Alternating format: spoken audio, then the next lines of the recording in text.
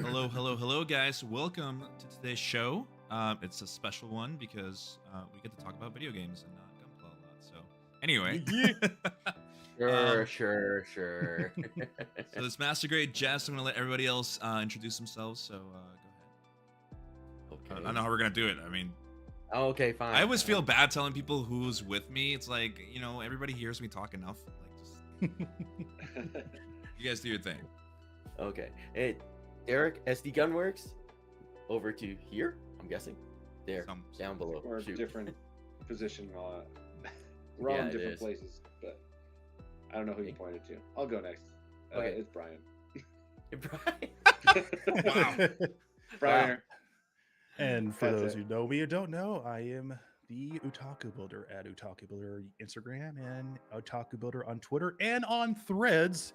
If any of you fortunate people do use that ridiculous shot of a site or a site of a multimedia platform, I am Yeah. there too. But I'm also known as James. In James. the other hits. Yeah. There you go. Well, welcome. Welcome Hydroponica. Thanks for joining in. So as mentioned, today we're going to be talking about video games. We haven't been on in a while. A lot of things going on. As always, it's just a part of being an adult. That's the thing, right? Like, Mhm. I wish it wasn't sometimes like that, but sometimes you just gotta do other things that isn't just gunplay. Anyhow, that's what we're talking about, video games. So I don't know who wants to start off. James, I know you said you wanted to talk about a lot of things. Yeah, I mean, we can talk about the good and we can talk about the real, like, disgusting things that are happening on the dark side of the moon called Sony. Okay. But let's start things out with, like, on a positive note. So a lot of you dudes and dudettes probably know we're in the month of Broketober. And if for those who aren't affiliated with that terminology, it just means that there's a shit ton of games that are coming out at a velocity speed to where we can only pick one out of the 20 or 8 that are in the marketplace. So essentially it's going to be a wild west for a lot of us. So you got just name 3 at the top of my heads right now. You got Spider-Man coming out next week on the 20th. You got the next Mario game that's coming out on the 20th. And for those who are Sonic fans, we got another Sonic game coming out next week. So it's already hitting off at a great, briskly burning pace right now. And I know that my wallet won't be able to handle it because I only can afford one out of those $75 games, because that's where we're at. Oh my now. god, yeah. They're all $75. Thank you, Sony. Mhm. So I know I'm going to lean towards Sonic just for the hell of it, because I know that's more friendlier when it comes to streaming, and the game will take like only 4 to 6 hours to complete. Yeah. Spider-Man will be like 30 plus, and then whatever next games come out afterwards, But yeah, I would say it's already kicking out with a brisk start, with the recent release of Armored Core 6, which by the way is a fantastic game. I'm loving. I'm literally. Everyone's already beaten it. I'm literally still playing it. I'm already putting like 30 hours in on and off from work and spending time with my son. I'm loving every moment of it. Yeah. Customization, replaying old missions, trying to get from that C rank to an S rank. Taking the multiple paths of like the 3 different endings that are in the game. I'm loving every aspect of it. Yeah. There's literally 3, and there's the bad ending if you don't save Rubicon. There is the standard ending. I guess I call it the standard ending because that's the one I got when I beat it. And then you got the true ending where I guess you could say your AI companion that's with you in the third half of the game wants to fight you at the very end. And she is like wicked difficult. I'm trying to max out everything I can with my AC, putting like all the strong weapons that are on there. But at the end of the day, it comes down to just mixing up close quarters combat with long range, fast. It's whatever the case may be. I'm always like trying to tinker. What can I do to improve, like how to keep my my AC unit not from overheating to like overclocking certain generators, or which generator will have like good recovery time, and which secondary and third weapon will be good for me to use against this. But it's kind of fun. In my opinion, I kind of like it because you don't have to stick with just one style play. You have multiple facets on how you want to control, customize, tweak certain aspects of your AC. The flexibility is just incredible, and I'm just loving every aspect of it. So I'm hoping I can finish the game tomorrow. If not, I'll just move on, and play the next hot game. Okay. So Armored Core, I guess, is where we're starting. I mean, a bunch of other stuff that came out. So I know that the other person was really excited, and the only reason they wanted a computer was for Armored Core, and it's Derek. Yes, absolutely. It's a great game. I'm stuck at chapter 4 right now. I've been playing it Really? over and over. But then I dove into Cyberpunk after new was it the new update came out, so I've been playing through that. Unfortunately, Jess has to help me tinker my computer because it's still crashing. I'm Yeah, sad. he says that Cyberpunk is crashing, but it doesn't. I don't understand. I'm gonna have to go over there and see what's Yeah, up. there's still glitch. There's still Interesting. a little bit of glitch, but I still love the story. But if I were to talk about Armored Core, holy shoot, it's so epic. It's so much fun. Yes. It's But great. I was talking to Brian a little bit about it too at one point. Is like it makes you always have to change your AC the moment like you go to another mission. You have to update your loadout a little bit. You have to change Yes. it. You constantly have to evolve your suit, which I personally I love redesigning and playing it over and over. Mm-hmm. But I look at videos. I do sort of look at some other your video and other people's video, your play style, and I can say, yeah, I can't do what you guys do. It's like Zone of the Enders on steroids. That's how I Yes. see it. It really it plays very very beautifully with the Zone of the Enders like gameplay architecture. It's just fast paced movements are left and right, and you can't stay stationary at one point. There's an enemy in front of you. There's one in the back, and that beeping noise that you Oh, hear constantly. Yeah. There's I forget which chapter is, but you'll be hearing that beeping noise a lot. It literally is like it's a horde chapter where you yeah. have to fight just rows and rows of enemies in this tight circular area while combating against two ACs that will come in periodically, and they're like ridiculously overpowered at certain points of that wave, or you're just like that beepy noise is driving me crazy. Just please make it stop. I'm at that point right now in chapter 4. It's like Yes. fighting. It starts off, oh, you're fighting two ACs. Oh, guess what? Other minion comes out. Oh, you finished beating him? There's a battleship that just rams it up right in front of you. Yes. I love it. I haven't played that since Brian played it. I know that Brian and I were like new to the while franchise. ago. I have never played Armored Core on anything. Yeah. And well, I mean, Brian, you played it. What did you think of it? It was neat, yeah. I mean, same thing. New to it, just totally thrown in. Don't know anything about it. Actually, kind of going back to Derek's point, and now that we got you here, James, got two big Armored Core fans right here, right now. You both are really into the like Derek was talking about, changing up your play style, changing up your loadout, that sort of a thing. As someone, I guess my question is, do you feel like that limits your creativity or your play style? Oh hell 'Cause no. the way I thought coming into it, it'd be like you kind of find the build that works for you, kind of how FromSoft does with Souls games. But then I was hearing a lot about like, oh, you're fighting this boss, you're going to need this kind of loadout, and as soon as you're done with that, okay, now you're doing this, so now you need this loadout. And I feel like, does that like kind of take you down a path with your customization, or do you still feel like you have some creativity or some agency in what you build and how you play it? I'll let Derek go first on this one. Okay. Personally, is that I find is that me constantly changing my loadouts. I learn the different styles and I can mix and match to Okay. go against different enemies. After the first Okay. chapter, I learned that I'm better off with some melee weapons and something that deals good shield damage. So I have to get really good at that balance. Second boss runs through, oh shoot, this guy flies really high. I need to get better boosters, lighter loadout, and maybe some higher damage. Like, Yeah. you sort of learn all the different sort of base weapons, and then you can rebalance it. I think the craziest thing comparison for me playing like Medal of Honor or any other for FPS shooters, you don't have just two weapons. You have 4 different weapons running on you all times. Yeah. And that's probably the craziest loadout that I learned that after cheat on cheat, you'll eventually unlock the ability to re-equip like secondary weapons onto your shoulders too. It gives you so much like capabilities to switch things around. Yeah, and So to run on that, what Derek mentioned, with that capability, there's also another unique mechanic that they implemented onto this game, and that's the stagger. I mhm, understand that's something Mm. they added into the Soul games, but it's really new for Armored Core games. This has not been mhm, done at all. Yeah. Even with the last entry that came out, what, on the Xbox 360, mhm, PS3, that was like the It's a last long time time Armored ago. Core came out.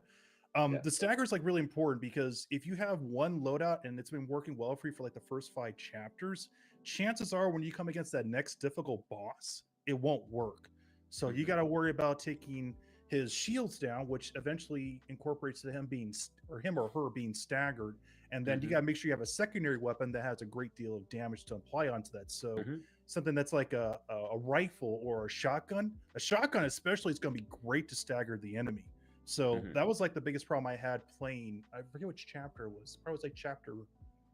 It was chapter 2. I forget which part it was. It was you have to go over the wall to fight another boss behind it, and I got stuck at fighting this bipedal tank. And everyone was mhm, like literally hitting me in the chat, like, "Oh, you shouldn't use like rifle enemies. You shouldn't use semi-automatic weapons. You should use your laser pistols or mhm, your laser rifle." And I'm like, I'm gonna do what I'm gonna do that mhm, works and see how it goes. And that's what this is where the fun part kicks in. mhm, So Yeah. you start reading up on the dossier on like laser rifles. Like, okay, so this not only incorporates a faster stagger, but at the same time, you have a weapon that is lightweight, which means you won't compromise the mobility of your AC to move around it. Okay, mhm, that's great. So I'll have a laser weapon ready, and I'll have like a submachine gun or a Gatling gun to like mhm, really start knocking it down even more. Okay, I beat that first boss. Okay, what's the next wave? I got another boss that's behind the wall. mhm, Okay, my weapons that I have right now don't work. How am I going to beat this second wave of the boss? Okay, so I got to take the original concept that I have for my AC, get rid of the legs because it's going to compromise the secondary weapons in the back, put some tank treads or put like what people were telling the tech, put the chicken legs on you yes, the that can biped. actually hold more weight to sustain the secondary weapons in the back. Yeah. And you know, it's fun. I don't know why, but for me, it's legit fun because I remember playing Armor Core 2, the PS2. That crap pissed me off because the swapping out parts and second one wasn't engaging. It wasn't fun. It wasn't rewarding. It was like really repetitive. Like, okay, you get to the next chapter, you're gonna get your ass handed to me. Okay, you gotta get a different secondary weapon. Okay, secondary weapon work good, but you need something that can hold your primary weapon. Okay, well, primary Mhm, weapon is pretty limited to what I have. I won't get that primary weapon until I proceed further on into the chapter. mhm, Okay, so I got to work with my vanilla weapon equipment for right now until I get further on into the chapter. Yeah. And then guess what? You become a badass as you progress further onto the chapter. And then yes. when you get there, you're like, I'm gonna go back to being that boss that gave me a headache. Let me see how much I improved. And then guess what? You just blow right through them. It Yes. is so satisfying, man. It really is. So, you know, what Derek says, like, I don't think compromising your AC or tweaking your loadout is a detriment to the game. In fact, that's like the fun factor of it Mhm, because there's the customization how the AC looks. That's great that it's secondary in the game because a lot of the cosmetic looks don't really improve the AC's like durability or its weapon or damage output. It's just pretty much there for cosmetic needs. But when you start working between, should I have a close range weapon? Should I have a shotgun? Should I have mhm, a dual like rocket launcher on my back, or should I have a weapon that's energy based? I like that. mhm, And then there's the fast paced movement of the game itself that just adds a little another layer of just fun and excitement to it. And Yeah. then Yeah. I don't know, man. I can't say anything negative about the game itself except for the Okay. story. It's kind of meh. mm. The story is I feel you a little bit on it right now Is there from even a playing it story? back Isn't it and just forth. basically you're a mercenary taking orders the whole time? Which will, Um, yeah, I'll let Derek explain that one. You are the story guru in this.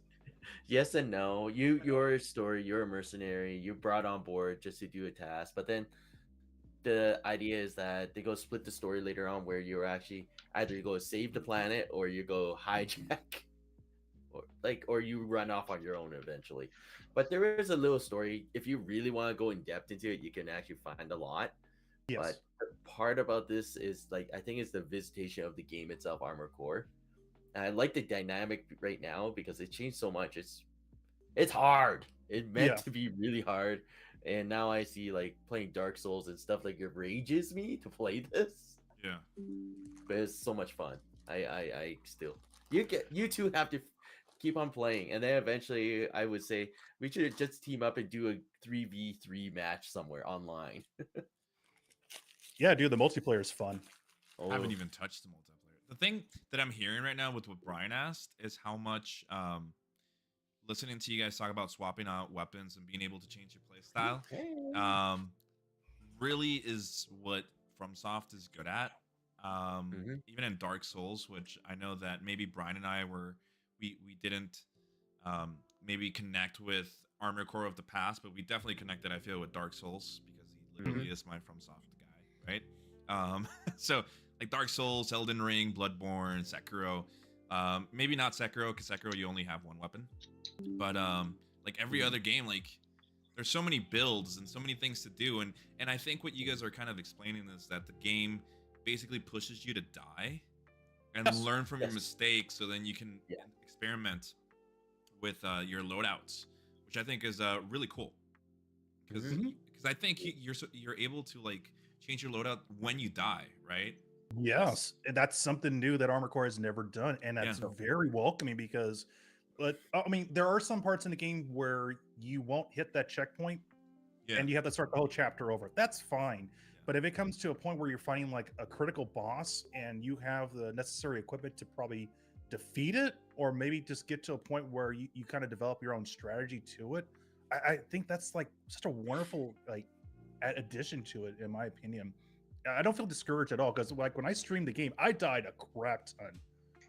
I had no shame at all of losing because we all grew up in a day where we didn't have no save points in video games, right? Okay, I'll put a little tidbit out there. If any of you guys played like the Super NES Lion King on Sega Genesis or Super NES, there's no save points. You Nope. die, game over. You're going back to the beginning. So At I least think Mega that Man was had a like, little code, right? yeah, Oh, yeah, the codes were like implemented like back in like Cheat. 93, 95. But Yeah. but what Armored Core does with this game, it's so welcoming because it's just like, okay, I got my ass handed to me. What can I tweak? Okay, the tweak worked. Cool. I'm gonna go back and beat that chapter and kick its ass so I Yeah, can learn yeah. it from it. Yeah. I think it's exciting. I think it's cool. I like the fact that the game, like for me, I have like 4 different loadouts of different ACs because I thought I can work with my vanilla AC all the way to the course of the end of the game, and you don't do that. Maybe there's like a head design you like, or you like an AC core that you like, or shoulders. The customization's there, but do you want to develop something that's more streamlined towards a style, or something that has a combination between a melee build to something that's more heavy, like talking to Derek a lot. I'm starting to really like tank like builds ACs because of the damage output, but then I'll kind of lean back to my other AC build that's more close range combat, and that sucker's like really helpful when it comes to playing multiplayer a lot. think it's I remember it can become difficult, because there's a lot of skilled players out there. That's like the one thing that a lot of people got to take in consideration when a game like this that has like the energy and the ferocity of a fighting game. You got to jump on that on day one, because after the first week, don't even bother playing. That all the high players are going to be out there. They're going to know the loopholes. They're going to know the frame data. They're going to know where your weak points. They're going to know your stagger. Oh, They're yeah. going to know everything about your play style in Happens less in than like 2 every weeks. game. Yeah, it's Mhm. yep. It's just a matter of that's just how multiplayer works in any game. You're gonna get your shit beat eventually.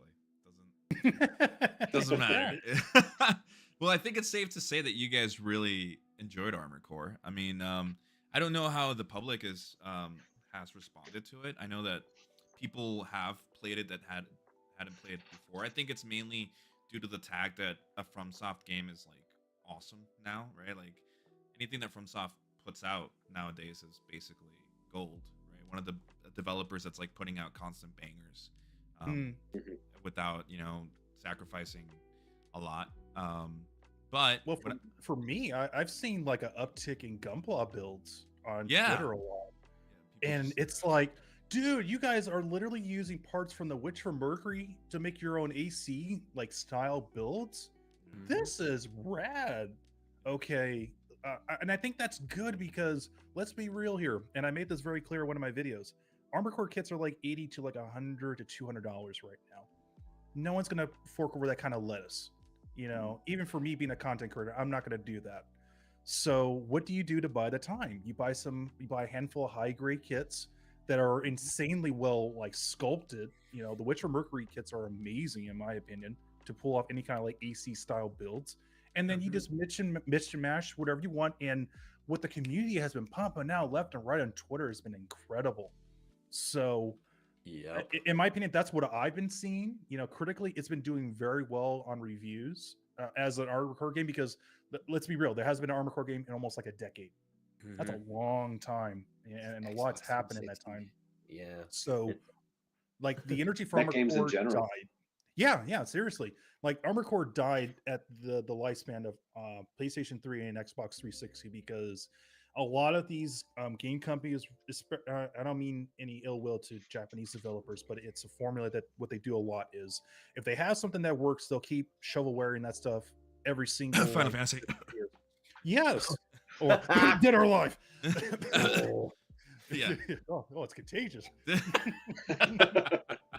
funny, I mean, guys. I don't like that, and Yeah. I think that's like a poor business practice.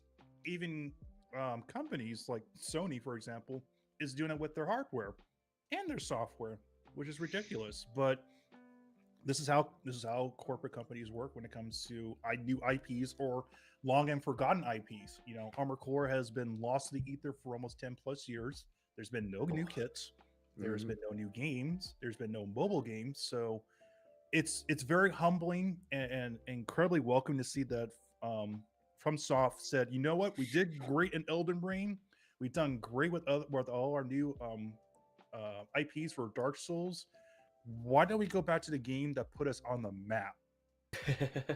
We did very well for the PlayStation 2 era. We made tons of different Armor Core games, but we never really innovated until we did Armor Core 4, where we really pushed the mobility of how the AC is supposed to function in a fantasy setting, not in a real world, perspective, but in a fantasy perspective where they're very fast and high paced. Like if you look at any YouTube videos on Armor Core 4 multiplayer mode, dude, it is bonkers.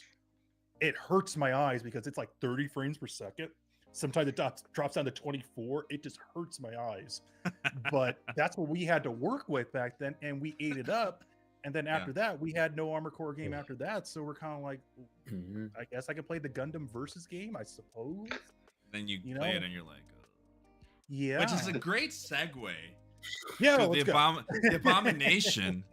I really want to talk about this, okay? Because James, I feel like you're gonna be on my side here. Let's go. Oh, Let's talk about Derek. What's the game called? Like Gundam Battle VR? it's not even a game yet. Okay, it's just a preview. A bad preview. Okay. It's a preview. Okay, it's still in development. All right, it's like a week ago when they launched it. All right. Derek's an investor, and he's really into it. He's like, no, Like great, coinciding guys. with the anime, right? Yes, it goes along with the build fighters and like the build story because that's what the big launch is. Because last week is the first episode of like I think 6 episodes in total for the OVA for the new build series. So it was exciting when I see a VR based around sort of the meta of that story. And they show a portable scanner for your actual model kits. I think they didn't look portable. It's portable. Here's the thing. This is where I'm going to sound like an old geezer when I look at that setup that you saw in the anime. And I know a lot of you guys are out there. There is a wonderful arena fighting game developed by Sega. AM2 developed it. It's called Virtual On. And the control setup was a twin stick setup. So if you want to look up, it's like an old. It came out for the Sega Saturn. They used that same control scheme back in the arcades, and I remember no one ever touching that game.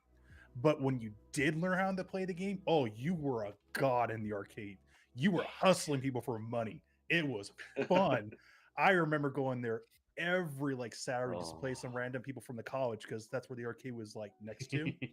And if you want to play a money match and you knew how to work the control scheme, you know how to maneuver your virtuoid in a manner where you didn't break the arcade stick, it was fun. And when I saw that, I was like legit happy Yeah. because that's kind of like a throwback to the 90s. Yeah. But as the anime as a whole, I'm a little concerned on what they're trying to push. Because I imagine they're gonna. This is my theory. I think they might have like a deal with Meta, with Facebook or AKA Facebook. I think they're gonna do something with them. Sega just recently came out with a partnership with them with Samba de Amigo for their VR game that just got literally released. The trailer got released today, so I wouldn't be surprised if Bandai Namco has some kind of collaboration with Meta. I wouldn't be surprised if they didn't, but I have a feeling it might happen. That makes sense. It's a Yeah. possibility. Yeah. There's a lot of this. Just the video itself, it like got launched only like a week ago, and I decided to share it because we're talking about video games. I say, hey, this would be something really cool. I go share it with the guy, and then guess first thing is look at the graphics. I say yes. Look, man, I don't want to sound like a snob, but it's 2023, you know, and like I'm not asking for realistic stuff, but when you're giving me something that looks like it came out for PS2, I don't want anything to do with it, especially with how much money Bandai has. Like it's just yeah. So break it down. Like what is this exactly? Like you scan a kit, so and then you there's play gonna the be game four with lines, 4 lines of kits that's gonna be able to be scanned onto this. It's technically gonna be high grades. It's going to be SDs, entry grades, and the SD cross silhouettes. Those are the 4 size kits that are going to be able to scan. Sorry, no master grades. Yeah. game. But I think the biggest reason why the graphics is so low as it is because, let's be honest, not everyone's going to fork over $600-800 for a high-end new console or VR headset. By looking at the demo so far, the VR headset is probably the most basic version from like the first gen Oculuses or what was the PC one? Because I'm looking at the video right now. It looks like they're doing like a what's the technology that they use, like an actual physical camera to do a 3D scan of the actual object. I forget what the term it is. Might be photogrammetry. It might be because I actually talked to a guy like just recently on doing a future project or something like this, and this is very common in Japan, especially when you're doing like a or in video games in general. If you're going to do like an actual sculpting of a character like Kratos from the God of War, you want to have something that's an actual physical prop to work off with before you do a complete 3D rendering. Like for me, the graphics don't bother me. It's because right now the graphics, the way how they like it's retro. It's extremely retro. it's like officially now anything that's from the PS2 era is retro now, and for me, I'm okay with that. But again, this is a VR game, and a lot of VR games are a bit underpowered when it comes to graphic fidelity. But you can't say that when you look at Resident Evil 4 Village in VR, which looks it looks insanely good for what they're able to put off of that. I mean, I understand that they have to make some compromises, but I'm talking about like Resident Evil 4 remake, not Resident Evil 4, the one that we grew up with for the GameCube and PS2. No, remake is great. From my I don't perspective, like the term "growing up with Resident Evil 4." That hurt. I mean, I get it when you look at the calendar and we're like, ooh, but no, I didn't like that phrase. Anyway, carry on. No, it's fine. I don't know that. Like, I don't know. I just, we did. I mean, they could have went like really retro. They made it like PS1 graphics. They could have went really hard with that, and then people will have the utmost right to complain about it. But I don't know. Graphics side, I'm a little soft when it comes to graphic fidelity for certain games. As long as there's like a good frame rate to it, that's fine. Like a good example, playing Armored Core, going back to Armored Core, you have your choice of using ray tracing or having like graphic fidelity. I'm going to kick that out and just going to go for a higher frame rate because you need that high speed momentum to play that damn game, especially when you're playing on stream. That bitrate will destroy everything that's like has anything like with particle effects. But also, you can't knock it. It is a free to play game.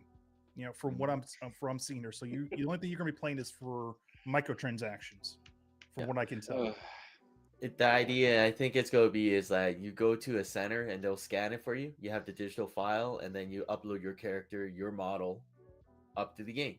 I don't think every person's gonna buy a scanner for themselves. No, that thing's expensive. I Yeah. don't know. I Eh, think well, it's a cool gimmick what they're doing.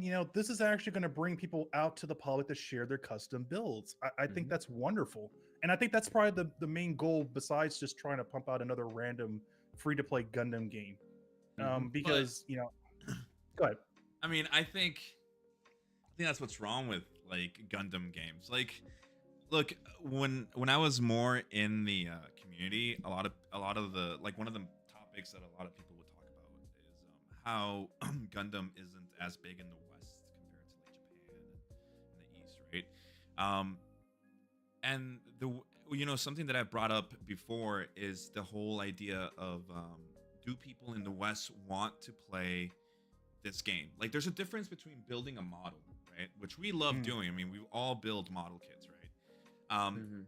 There's a difference between having to put effort into doing that, and the other one is sitting down, turning on a game, and playing a game that is going to draw you into this world, which will make you want to buy merchandise, right? At the end of the day, Bandai, Capcom, Konami, they're all companies that want to see profit. They don't really care if we're happy or not. They just want to see the money rake in, right?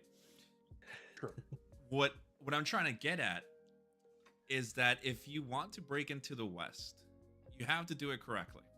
And I always bring up when my favorite streamer on Twitch, he was asking people like, hey, like, what should I play? I'm kind of bored of this game right now. And somebody in chat, I don't know how they did it, but they managed to get him to look at Gundam Breaker or Gundam whatever it is that's for like free to play, right? Mhm. And he took a look at it and he's like, what is this? This looks like from like 20 years ago.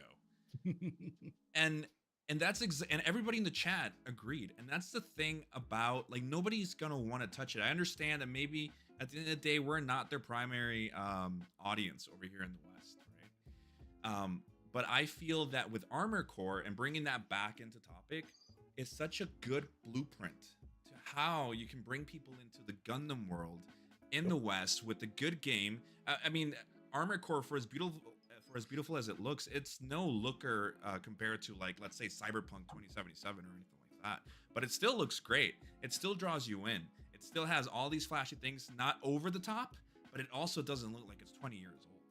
And I think that's my main problem. It's, again, taking all the jokes of being a snob or whatever. I think what makes me sad is to know that Bandai, in my opinion, they have the power, or they have the money to make a good game, but they just kind of go for the lowest denominator in order to just kind of get some kind of profit from it without putting in much effort. To me, it just seems lazy. For as much, and I think one of the other things that you mentioned, and you said it, James, is it's a gimmick. And I think when you get into a gimmick is when you kind of close yourself into this one little path. And if people don't go to scan their things, if they don't go and show off their kits, they don't do any of that, then it just kind of fails. And in my eyes, and trust me, I want to see Gunpla go up as much as the next person that's in love with this hobby, right? Because then it means we get cool things like maybe getting the Metal Sasabi launched here first instead of in Japan, and not having to buy it from a scalper. But I think in this, looking at this, and it's something that I talked to Kurosama about back when we did our episode of talking about the metaverse Gundam thing. It's a gimmick at the end of the day. That's what it is. And you don't hear about metaverse games or really any VR game that's really blowing up or anything. No, Resident Evil 4 remake came out on console, on PC or whatever. You can play it without any virtual rig or whatever. Then they put out the VR because it's a gimmick at the end of the day for whoever has it. So I think they're closing off themselves into this thing that, yeah, for sure, okay, I get it. I get to scan my kit or whatever. But as I mentioned to Derek before the show started, to me, it would be so much better if they just gave me a game like Armor Core, but with Gundam. And then you could just build your own Gundam out of a bunch of parts. Isn't within that the what the game. Gundam Breaker series is about? Because they did Gundam Breaker Gundam 3 2 and was 3. that. Yeah, that's what I They did played. that. I thought it was good. It's just It the was story really was good. dumb. Yeah. But that aspect is already there. The problem is Bandai and Namco are well known to just making shovelware games Yep, that that's can what it make is. a profit. Maybe they And shouldn't I be. hate to say that because Namco Bandai makes great fighting games. But when their other division goes into just making your stereotypical My Hero Academia game to another Dragon Ball Gunpla Z game. or Dragon Yeah. Ball Z. To be fair, you know, I will give credit where credit's due. The Dragon Ball's universe is not too bad for what it was at the time. But I would say the fighting game of Dragon Ball is vastly way more fun than the Xenoverse ones, in my opinion. Yeah. And that just comes for me from a gameplay aspect because I like 2D fighting games and I just as much love 3D fighting games. But that game, Xenoverse, does fall in the same category of shovelware Yep. content. You know, like just recently they just came out with a video today, like, oh yeah, there's gonna be another fourth dimension to Dragon Ball Xenoverse. Like this game is like 5 years old now. Like people are done with it, but like, they're let it still go. small. Yeah, there's still a small community that still plays it because there's a Dragon Ball Tenkaichi coming out next year. Oh, okay. And so that's what they're running off of that momentum so they don't lose their audience when they come out with their next game. Yeah. And the thing is, this what cracks me up, that they're really trying to tout that game to be the next esport game to watch. And I don't know if you guys watch Evo. Like me and my wife watch regularly every year. That game does not do well for viewership, and it's painful to watch when it comes to watching that in a competitive matter. Yeah. Dragon Ball Fighters, however, is incredible to watch. Okay, you think you understand how the game works? These guys have put in like 70, 80, maybe 120 hours plus to where you get some kind of finite performance out of this game. And they will play the most BS characters they're there, or they'll pick the most underpowered character that's in their roster and pull off some phenomenal like cancellation combos and make it a beautiful spectacle to watch. Like I can't tell you how exciting it is to see something like that just go all out. And the thing is with that game, people want a sequel to that game, but it's not coming out anytime soon because now what these companies are now trying to push out even more is rollback netcode. So that's extremely crucial to have when you have a fighting game or any kind of multiplayer game or any third-person shooter game. You got to have a good connection with other players, and rollback netcode is the way to do it. There's only a handful of games that actually implement rollback netcode perfectly, and the one that comes to mind is Killer Instincts for the Xbox One. You know, the reboot. That game had phenomenal rollback netcode, and ever since then, every Japanese developer has been trying to capitalize on how to get the same kind of consistency of low latency, low input, delay when it comes to pressing a button, and then consistent gameplay flow. Whether you have like back connection or not, they're trying to perfect that. And a lot of the games that are developed right now are completely ignoring that until this year. Guilty Gear is getting rolled back. Dragon Ball Fighters is getting rolled back netcode. I'm saying a lot of fighting games in this category because it's true. King of Fighters getting rolled back netcode. Tekken, the next Tekken game is getting rolled back. Street Fighter 6 got rolled back netcode, and it works. So I don't know what they're going to implement with this Dragon Ball Battle. I don't think it's rollback netcode at all. This seems like something that you would just do if you have like a simple or basic internet connection. But I think that's going to be like the deciding factor of this game being successful. Besides the fact of showing up to a kiosk, get your Gunpla skin. How good is the internet connectivity in this? Is it going to work? Is it going to fail? Are people going to stay consistent to want to play this game for longevity type? And I guarantee you, it will only last for about a year. Yeah, that's what I feel too. I mean, because I see a lot of people not liking what was it, the first person shooter gun game that just recently came out 2 years ago. Battle Operations. Like you know, they're living on a prayer with those games right now. Okay, I talk to a lot of people, and they don't play that game. It's the truth. It is. Yeah, I can't play that one. It's too slow. Yeah, because I looked at that, I'm like, I'm good with Armored Core 6. What is it called again? It's the Battle Operations 2. Let me look it up real quick. I'll put it up here in the browser. You know, they give credit where credit's due. I like the way how Battle Operations designs their gunpla because I use it as a template myself when it comes to putting custom LEDs. So they're on point with that. I just feel like there's too many buttons you have to press to really work with that game. You know, and Armored Core does the exact same thing, but it becomes muscle memory to a point where you can work with the what half a dozen button configurations. But with this Gundam game, it's kind of like, okay, it's moving a little slow. I gotta heal. Okay, Yeah. I healed enough. Okay, where's the enemy behind me? You're too focused on trying to go through the list of things that you need to work with your mobile suit. By that time, the enemies are either right behind you or they're doing irreparable amount of damage to you. Well, that's the thing. I played the tutorial so many times and try and get good at it, and it became to a point where I said I don't even bother melee because to switch between your different melee weapons, between like a direct hard damage. Thanks, Alice. Bubble tea gremlin. Thanks, Okay, honey. I leave. Okay, Got my bye. tea. Nice. But it's just really, what's the best way to say it? Like I'm going to try to download on my PC one of these days, but I want to see if it improves anyway. But I doubt it, because the problem is it's just really clunky. Every movement they make it so slow, Mhm. and the reaction by the time you finally get hit, you can't react anymore. So I think what's interesting about the game, it kind of has the same kind of mobility of the one Gundam game that came out on the Dreamcast. I don't remember what it's. Let me take a look it up. Dreamcast. Holy Gundam. shoot! Yeah, there was like, do you want barbecue chicken? Yes. Let me see if I can pull it up real quick. There it is. What, the barbecue Gundam chicken? Side Story 0079. Hmm. Jesus Christ. Which one? I remember playing the demo of this when it came out on the Dreamcast, and it bored the shit out of me. I remember, oh wow, the memories are coming back. Oh crap. I'm angry all of a sudden. Ash's Side Story? Oh my god. Is that the Yeah. one we're talking about? Yeah, it's Gundam Side Story 0079. Oh. Oh god, it pisses me off just thinking about it. Yeah. That's I it. He's remember done. playing that.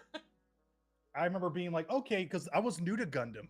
I knew nothing about it. And I was like, okay, this is a good entry level game. Let me check it out. It's slow, it's clunky, it's not. This is what the well VR game looks optimized. like. Look at it. I mean, sure. But this is what we had to grow up with, okay? Yeah, we had to grow up with this beautiful $200 Oh god. piece of hardware that had to Yep. last with us for months on months until the next hot game came out. This is what we had to survive off of it. And you know what? Well, time well spent, my good sir. Mhm. Yeah. Time well spent. Well, I think what we're kind of like getting stuck on is the multiplayer aspect of it. I think Gundam has enough good stories to make a good single player game. That doesn't have to worry about netcode or worry about connection. Like even just looking at the, double, what is it, 0079. It's like whenever I think of a good, I would love to play a Gundam game just based off 08th MS team, right? That'd be cool. Oh. Like Yeah, I'd be it'd down be with that. great. Some like you're just like a GM, and or maybe you're Ozaku. Maybe you can play both sides and kind of figure out a story from there, and you don't have to worry about murking everything. Like what takes me out of a Gundam game is seeing a Sniper 2 against a Sasabi, and seeing the new Gundam flying around, and then you see the unicorn like show up, and it's like this makes absolutely no sense. At that point, I'm just playing Fortnite. You know what I mean? Like it's just I No, you're right. give it You're give right. it some actual, give it a good story. Yeah. Right. And I think again, technologically speaking, just give me an Armored Core game that's Gundam, like the Armored Core that came out 2 months ago. That's all I want. I can answer that. From Software did do a Gundam game many years ago, and it was based off of Unicorn Gundam, and it's fun. Well, that's it's what I heard. fun. I think you talked about it on your stream once. Yes, I did. I actually got a chance to play it. I'm like, dude, like this was like a gem of a game, and it didn't get any kind of notoriety here in the West. No kind of recommendations. I understand, because I think it was like around the time when the PS4 was like wrapping up, and Unicorn Gundam just became like the next hot thing to Gundam at that time. So FromSoft did do a game on that, and it legit is like playing Armored Core. Oh, I'm looking at it right now. This looks great. See, like they Yeah. should do things like this. This looks even Yeah. better than battle operations. Like, what is Yeah. like where has this been hiding? Like, this It's is a what we gem, dude. need. It's a gem. But you mentioned it. It didn't get any traction in the West. Nope. Because everyone was focusing on the other battle arena Gundam game that came out. Yeah. What was it? Max something? I don't know. I played it for like 2 hours and I was like, nah, I'm good. I'm good. It's the same damn game I played before this, and it's the same kind of architecture, the same kind of shovelware, the same kind of like online connectivity. It's not great. I mean, I know I say that a lot, but I know, you know, when you're playing a battle arena game such as that requires high mobility, you need that extra frame data to keep you going. Oh, for sure. Yeah, no, and I know. The connectivity, which, you know, I don't have the best internet coverage out of all of us here, but I got to work what I need to work with. And if someone has like 260 ping across the nation, I'm effed.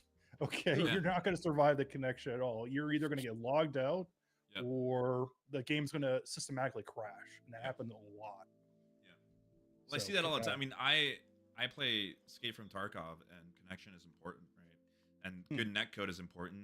BSG's just sitting on their asses, not fixing anything, right? But I'm still playing the game. But yeah, I mean, even going back to 10 years ago when I was playing, you know, I was in college playing League of Legends instead of studying. You know, it was important to have good internet connection, because you know that, you know, you're playing with like 95 ping or 95 ms, right? Compared to some guy who's playing with 20 ping, he's gonna dance around you and fuck you over for that 1 millisecond. That's it. Especially when you're up. And I was a diamond 3, right, back then, which was a lot higher than what it is now. So at that top level of play, it matters. That extra second matters for reaction time. Yes, so it does. I know where you're coming from. Oh yeah.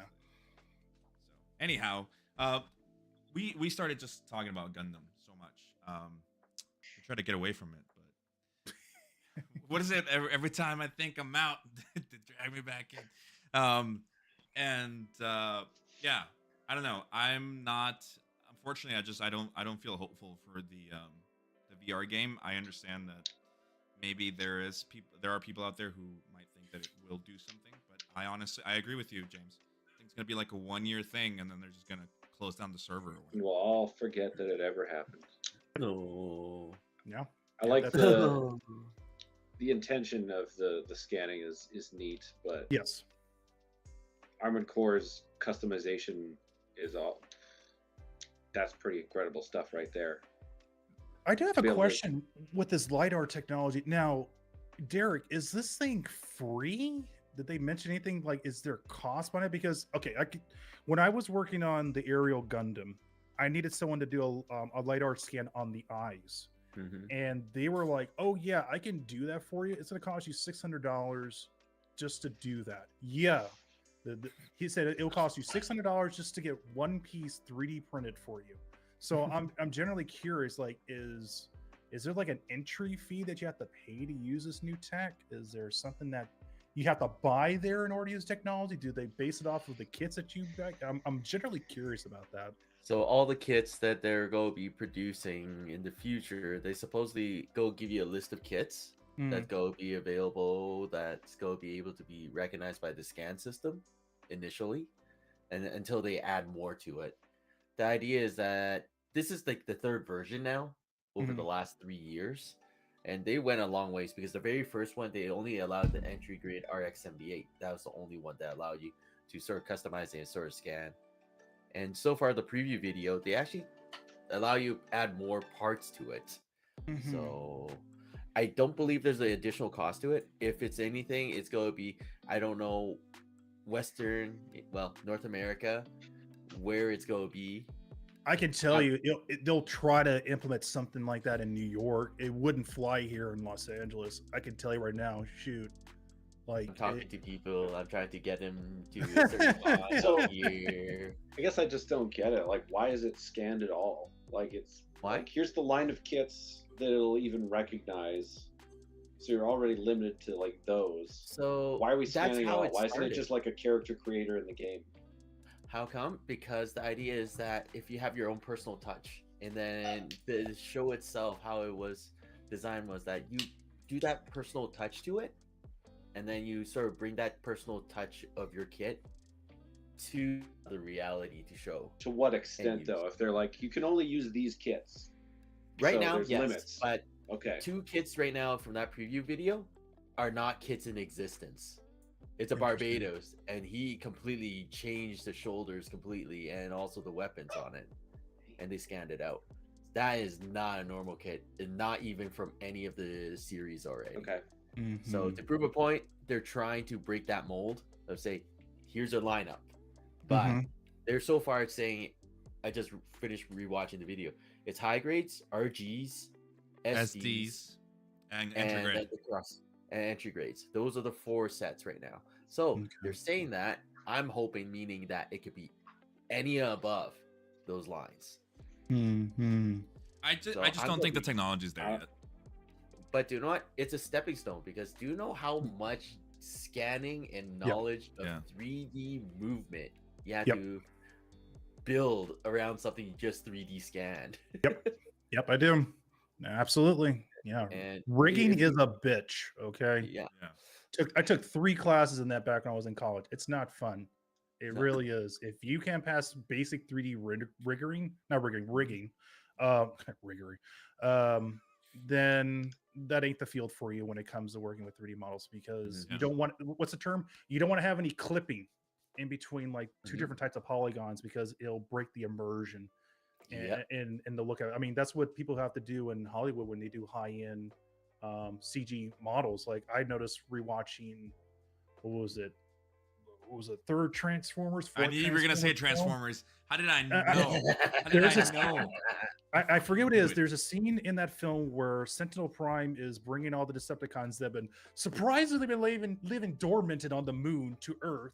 And there's a scene where Yes, they do. Megatron shoots the Abraham Lincoln statue, Right. sits down on it, and this is how my brain works.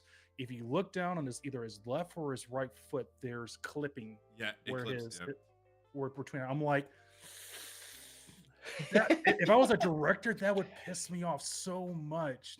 And then another good example, watching Avengers I was gonna Endgame. bring that one up. Yeah. When Thanos snaps, and that last scene, his finger right here is clipping inside the model too, and that drives directors crazy, because they got everything done perfectly in that film except for that one part clipping in between that index That lives finger. in internet history. Ugh. Oops. So I can understand that from like a director's perspective, and also Mhm. from a 3D modeler's perspective, that will drive anyone crazy. But I think for a game like this, they can let it pass. But if it was like a AAA game, Oh. it's 50-50. It's 50-50. If they're trying to sell like, what is it, DLC for the game, whatnot, then I'm sure they let it slide. But if it's like the hero suit or the hero costume, yeah, that no. Make sure the T's are crossed, make all the I's are dotted out. No, has to look nice. Has to, Mhm. because otherwise it'll be mean the hell out of it. Because that's what's happening now in the industry. Yeah. The way it goes. I mean, I Maybe, don't think any yeah, maybe game I'd- is safe from it. Go Yeah. ahead, Brian. I was just watching the trailer again, and like maybe I don't understand the scanning at all, because like you say, well, it only works with these certain kits. Well, maybe it's not lidar photogrammetry. It's like if it was, then it's like you scan anything. Doesn't Yeah, matter. I feel like it's But- just like a code, and that's what I wanted to bring up, because when I talked about this with Kurosama and we dove in there, like we dove into the whole metaverse thing of Gundam, what they had announced or what they were planning, like from Bandai themselves. It's gonna be kits that have like a code kind of thing. And despite them trying to sell it as you get to scan everything, because the original and initial hype was that any custom build could be scanned. And so now that I'm hearing about it again, now it turns out it's only these amount of kits that can be scanned. So then exactly how much of it is going to be my kit in there instead of just the code that I scan and look, there's somebody else who bought the same RX-78 to entry grade, and like, is it because I added an extra panel line, or is it going to show up? Probably not. Again, in my idea is that the technology just isn't there yet. Hence the whole gimmick part of it. Did we hear a baby cry? Yeah. Yeah. Hold on a Uh-oh. second. Hold on. Uh-oh. Continue. I have to go check on my son. Go ahead. Go do that. I feel that it will eventually, like right now, like I've been sort of messaging Kevin, and he's right now in Japan. Like he's playing like he was at the was it one of the arcades of playing Gunpla games. It's crazy. I'm like super stoked right now. But they're playing a card game and using tokens right now. Really? It's weird. Yeah. And I don't get it. But it's different dynamics onto it too, right? So I have no idea where the technology or anything is going. Yeah, we don't know. So- I mean, I guess There's we're all- gonna have There's to a lot wait. of talk of like this technology will eventually get there, but at the same time, the narrative is like that this will be dead in a year. So it's like, well, which is it? Like, Which one is it? Yeah. yeah, do we even care then, or like, are they just gonna drop it? Who knows? Again, like I said, the only thing for me is that if it gets big, it means better things for us in the West. If it Yeah. goes over here, at the end of the day, it's always catered towards the eastern side of the world. Which is true, unfortunately. Yeah, Yeah. we just to me, that's just we get what's left over. yeah, that's basically how it is. I mean, how many freaking unicorn kits have we received, right? And it's because of come how on. well they sell. It's the truth. Yes. Sell Yeah. really It's well in popular. Japan and other places in the East. I mean, I'm sure they sell well over here too, but it's the same reason that it's just we kind of go by what happens over there.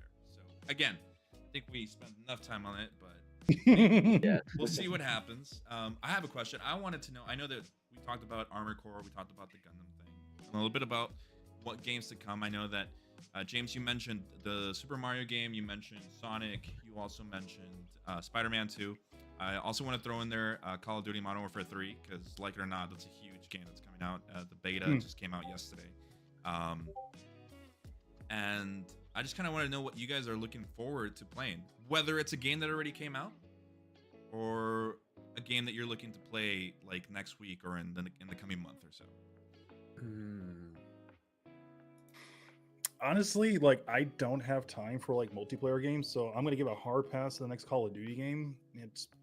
I honestly don't have the time. Yeah.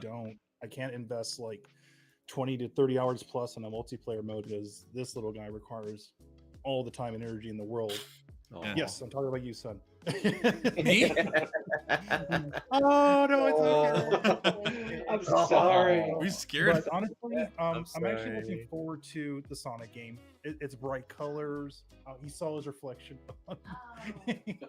Honestly, yeah, I'm looking forward to the Sonic game. I'm looking forward to the Super Mario game because it has bright colors and characters. Son, don't look at the monitor.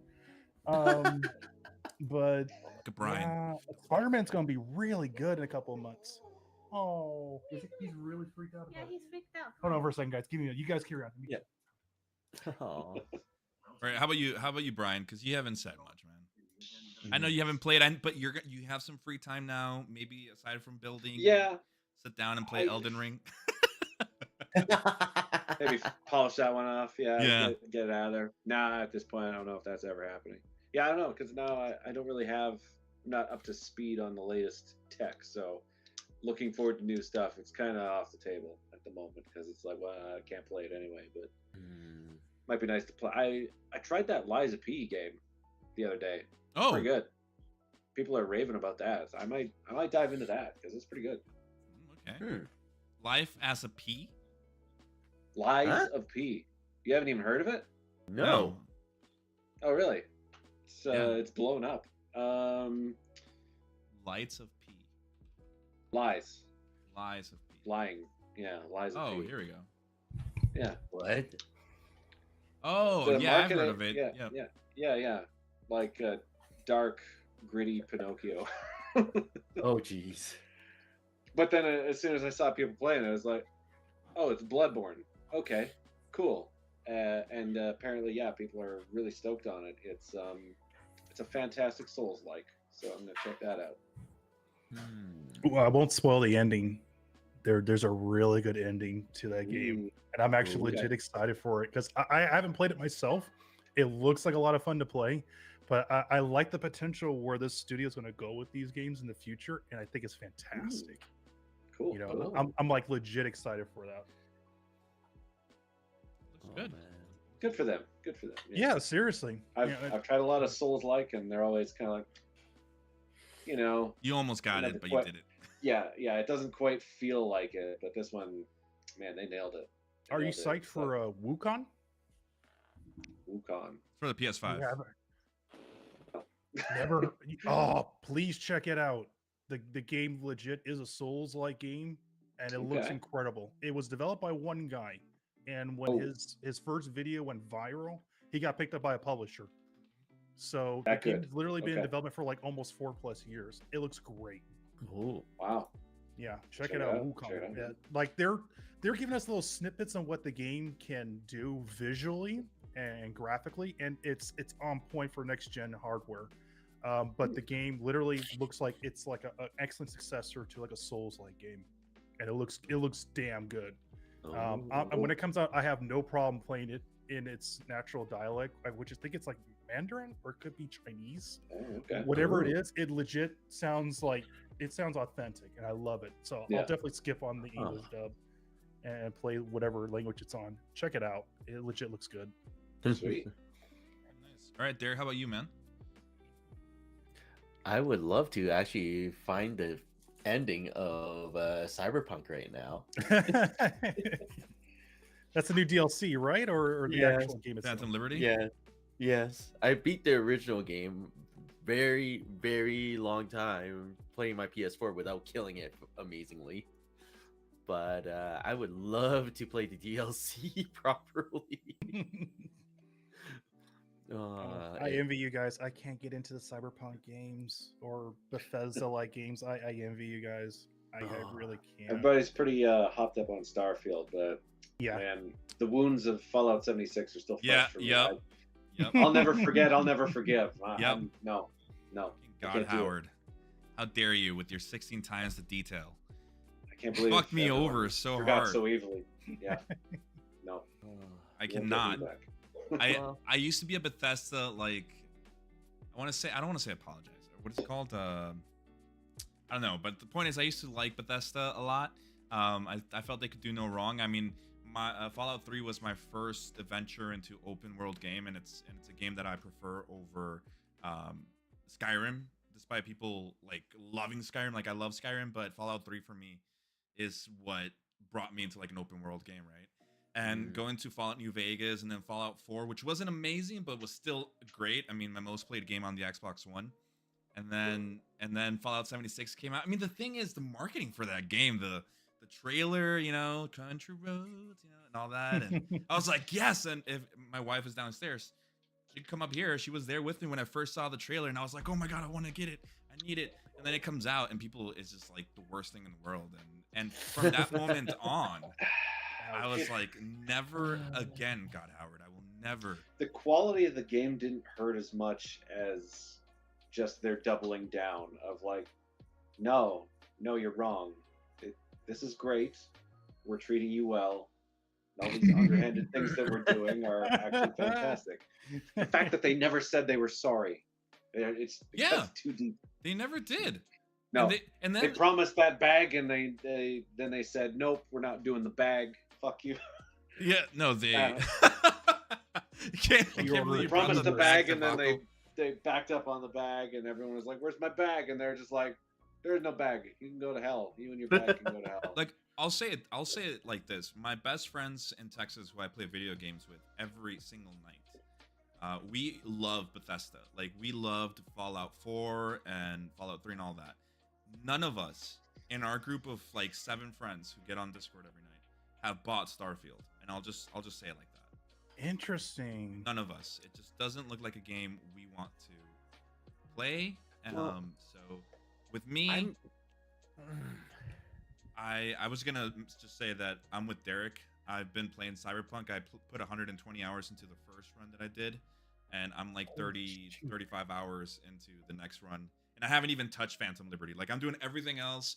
I'm playing a new build. I have my katana, using my Sandevistan, just like slowing down time, and and then the thing for me is, like, I have a 4080 in my rig, so I can play that thing just completely, you know, maxed out with like ray tracing and photo path tracing and everything cranked, and it's still playing like at 110 FPS, and it's just I'm gonna keep playing that whenever I'm not playing Tarky with the boys. So that's on me anyway. Yeah. James, you were telling us about you, but then you had to go take care of your son. Yeah, like I'm simple, dude. You know, I'm 100% psyched for the next Sonic and Mario game. They're simple, colorful, very easy to play. You know, especially Sonic. I'm always a big fan when it comes to Sonic music. I always play it in my car. I play it when I'm at work. Aw. Stop it. um, I think it's just, you know, I kind of just want to play games that are just simple right now. Nothing that requires me to be stuck in my chair for like 10 to 8 hours plus. Because I know playing video games will essentially cut into my time making Gunpla or making any kind of content. So I have to be really smart and how I ration my time. Right. But, you know, I definitely am looking forward to playing Spider-Man a lot. Oh Yes, yeah. Okay, come here, son. Don't look at the monitor. James, does your wife speak Spanish? Yes, she does. Bilingual, yay. Yeah, because I've been wanting to ask, but I didn't want to, you know, just kind of like straight up ask. Yeah, no, I haven't. I just that was just something I had in my mind. Anyway, sorry. Carry on. No, she's right here. Nada más quería preguntar si hablabas español también, entonces, por si ¿Cuál es ya. la pregunta? Mi pregunta nada más era si también hablabas español, entonces ahora ya me. ¿Cómo se- Es mi primera lengua. Muy bien, muy bien. ¿De dónde eres? Panameña. Muy bien. De Centroamérica, not the state in No, in the United States. no, sí, That's the completamente first thing. entiendo. Muy bien. Bueno, es todo lo que quería preguntar. Disculpa. No ningún Un gusto problema. saludar. Un gusto Ah. saludar. Sí. See Sorry ya. about that. I, however, don't speak a lick of Spanish. So. I bet you hear But, when she gets mad, man. So. Oh no, Okay. no. She wins. No. Yeah, arguments there. yeah. You'll Trust win. me. My wife too. But this little guy will definitely speak Spanish. But yeah, I'm generally looking forward to Spider-Man. That looks like a lot of fun. Yeah. I had a lot of fun playing the PS4 version. I don't like what they did with the facelift for go for more of a Remastered? Tom Holland look. I didn't like that. Why are you freaking out? But you're not looking at the monitor. You're good. It's okay. I don't know why he's freaking out. Oh, probably because he's never seen them. I think so. It's okay. you. You're good. Yes, you are. You're so good. But yeah, definitely looking forward to Spider-Man. Looks like a lot of fun. Sonic, most definitely. I don't know what's coming out at the end of the year. No. Do I you don't know think anything else is in my radar other than Phantom Liberty and then Spider-Man 2. I don't have a PS5, so. Yeah. Baldur's Gate. Oh, Baldur's Gate already came out. I have that game. Oh, that game is amazing. I can't even talk about it. I love that game so much. But it's one of those games that you have to sink a lot of time into as well. I know. Sorry, James. It's not something I would recommend for you. I want to. I'm not playing it. I haven't started the game yet for Baldur's Gate. But from all my friends who told me, it's really long story. So you have to be really involved. I've heard wonderful things about that game too. Yeah. I hope Yeah, it wins Game of the Year. I'll just say it like that. Ooh, that's. I mean, people were calling Liza Peak like Game of the Year contender as well. Ooh. But you know, I think for it to get that kind of category, it needs to be like a year in for it to get that kind of status, right? Oh. So We'll see. We'll the see. Game Awards are changed, right? You know, E3's gone, right? It's now been replaced with something else. Game Awards have always changed every year, you know. So we'll see. You know, the game industry is constantly evolving and changing, whether it's for better or for the bad. Well, speaking of Yeah, bad, we'll see. I don't know if you guys are huge Silent Hill people, but I love Silent Hill. It's what I grew up with, right? And Konami put out like a Silent Hill 2 remake. What's it called? Like trailer a year ago, and then they just went dead silent. They haven't announced anything. They're doing the whole thing again. Like it's just, what does Konami have to be terrible? I don't understand. They did it with Castlevania, and now they're doing it with Silent Hill. It's just like stop playing my They're heart. putting all their eggs in their basket for the next Metal Gear 3 remaster. I'm almost certain because they already came out with a trailer that a couple of months back, and visually it looks impressive what they showed from the trailer, but it's nothing really too impressive. I mean, they are using the old Fox engine on that game, so I don't know what they can really improve on the engine itself. That's like almost a half a decade old, but that's where they're putting all their energy in because they know Metal Gear games will sell. The last Metal Gear game that came out almost like 6 years ago bombed.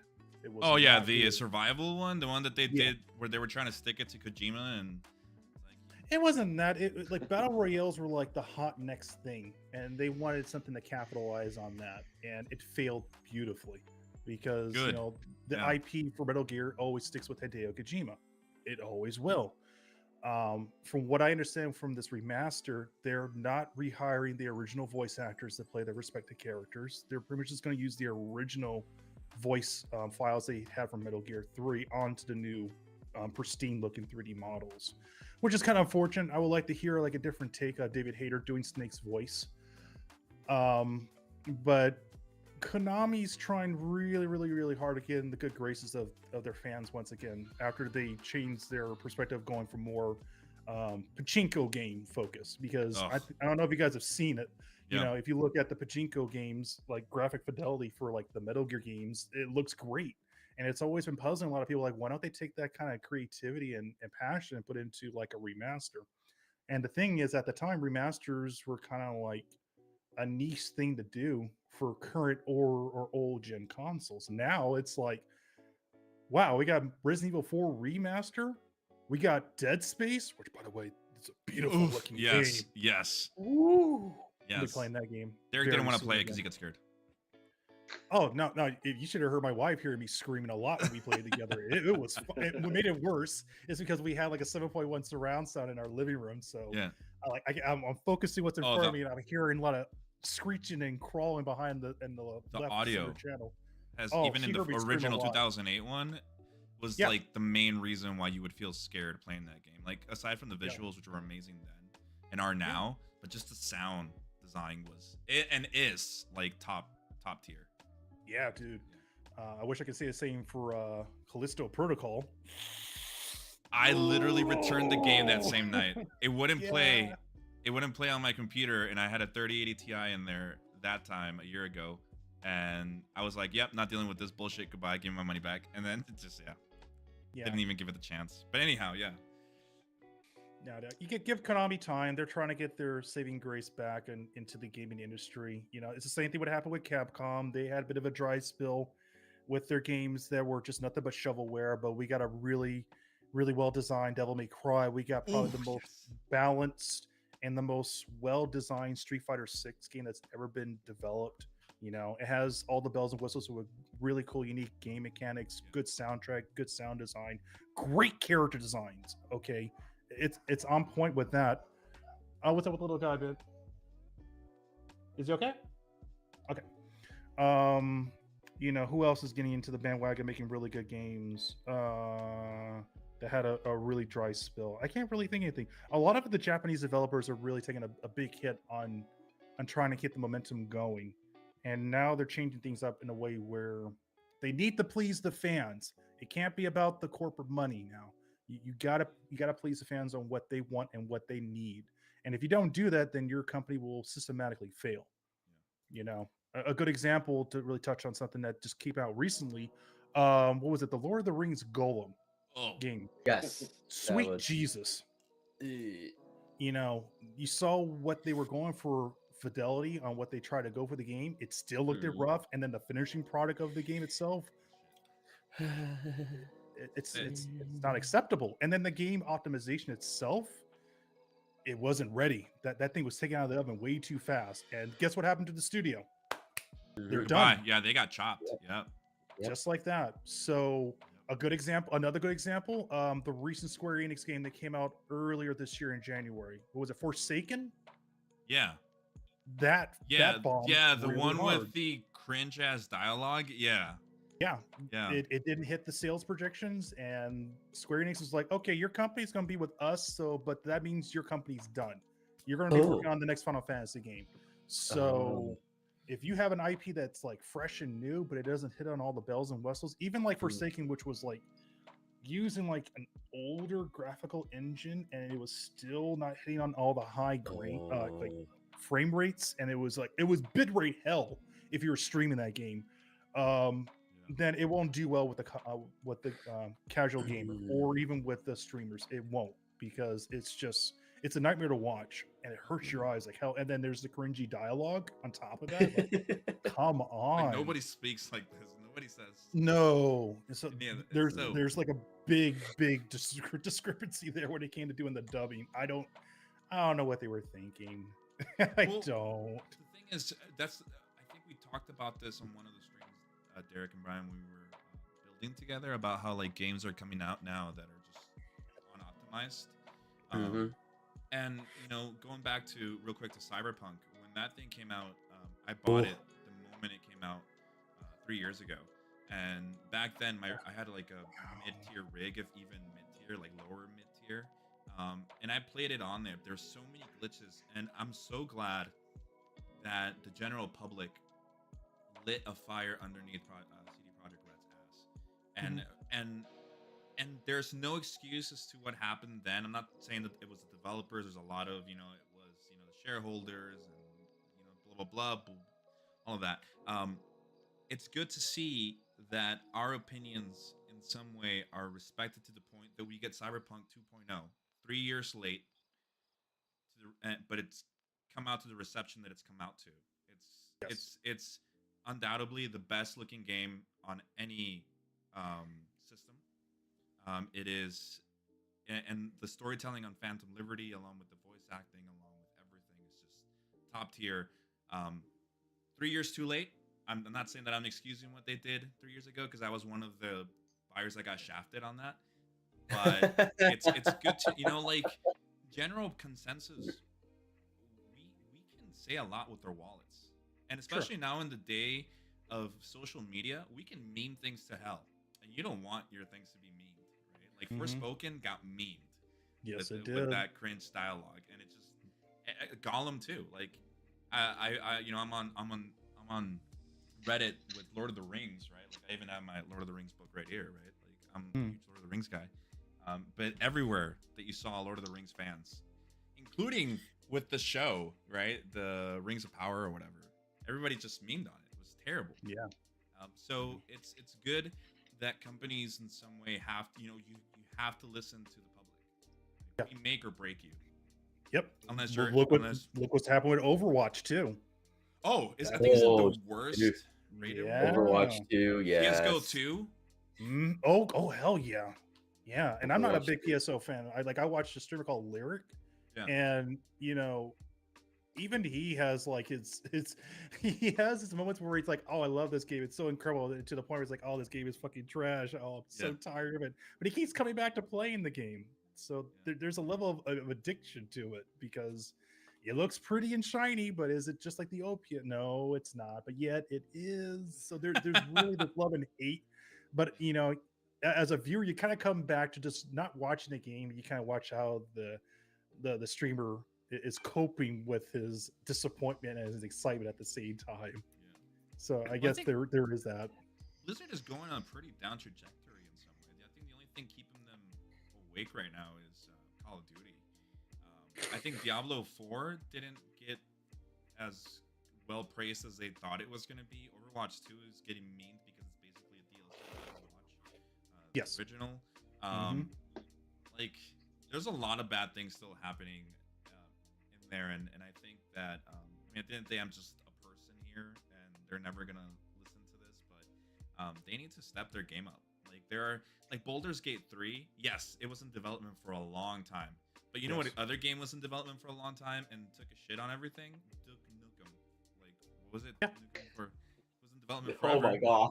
Just because it's in development forever doesn't mean it's gonna be good. You have two stark examples there, right? Starfield as well.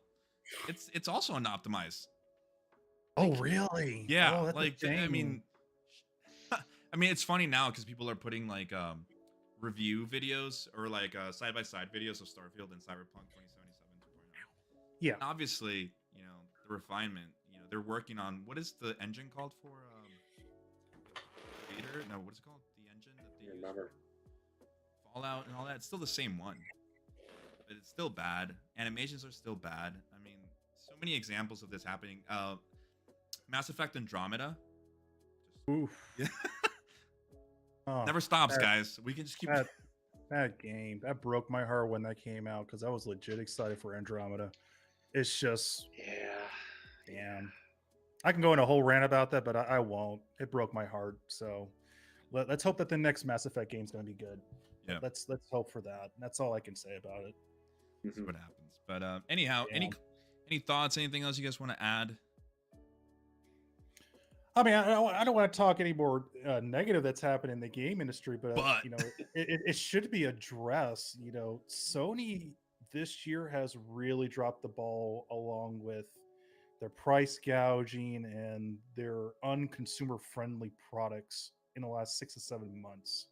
Okay, like just recently, yesterday, they unveiled their new PlayStation 5 Slim, but they're not calling it the Slim, they're just calling it the PS5. Yep. And you would think when you get a new iteration of a new console, there's like either beef up, you know, specs, maybe a new hard drive, more fast loading speeds, or the removal or the addition of a disk drive or expandable hardware. You kind of got that with the new PS5 Slim, but you don't. And then there's the issue of it being slightly more expensive, and at the same time there's nothing significantly different about the system besides what, one additional gigabyte of space, like additional 100 gigabytes of space added to this next device, and then interchangeable pieces to either having a disk drive or not having a disk drive, and then paying a $30 for a stand that goes underneath the bottom of your system. And then there's the new PlayStation handheld that has recently came out, which is incredibly not user friendly, because Yep. here's the thing: when you buy a portable system, you want to take that with you where you go. No connections whatsoever. You're on a road trip, you're taking a plane or a flight to somewhere. You want to make sure that you have your games at the ready to go. No, this system needs to be connected to the internet 24/7 to stream the games off of your gaming console. Yep. Just to play it. On top of that, if you want to listen to the game itself, you have to buy Sony proprietary headphones for the system. It's not even using Bluetooth technology. It's using a different form of wireless They're going technology. the Apple route. So I'm like, I don't know where Sony's going at right now, because there's that happened, and then there was this whole lawsuit with Sony trying to sue Microsoft by trying to essentially they were butthurt to the fact that they bought Activision, and they didn't like the fact that they were going to capitalize in the market. And Microsoft was like, no, you can still have the game, you know, make your profit where you want, but after 5 years is up, it's our IP. And but you know, you're more than welcome to have the game on your platform, but you're going to get a half a cut for what you earned with it. Yeah. So there was that situation, Well, it's and then hypocritical the- because they had the rights. Yeah, because they were butthurt about the whole Call of Duty shit. Dude, Call of I Duty's mean- huge, and they just wanted a piece of the pie. like seriously, like Final Fantasy VII's not even on the Xbox 360, or not 360, the Xbox One. You can still play it on PC, but that's not even on a game console. Sony owns that IP. God of War, same. You know, God of War, now that's on PC now. That's not on the Spider-Man. Xbox. Like, there's just it's such a Yeah. hypocrisy. Just pisses me off. It's weird. Now I get that Sony's doing very well when it comes to their own IPs. Like for the last 3 to 4 years, Microsoft is like struggling hard on it, but they're doing fine with their Game Pass. Yeah. Okay, I haven't personally gotten Game Pass, but that is a lifesaver if you're a parent. Okay, if you can't buy a game that's like $60-$70, Game Pass is the way to go. You know, was it $4 or $7 a month? Oh, play any game you want. That's a blessing. And then PlayStation says we're going to do the exact same thing. Oh, but forgot to mention that we're going to be increasing the price for PlayStation Plus members at the end of this year. So if you have a basic plan that's like $40 or $50, guess what? It's going to be wrapped up to $80.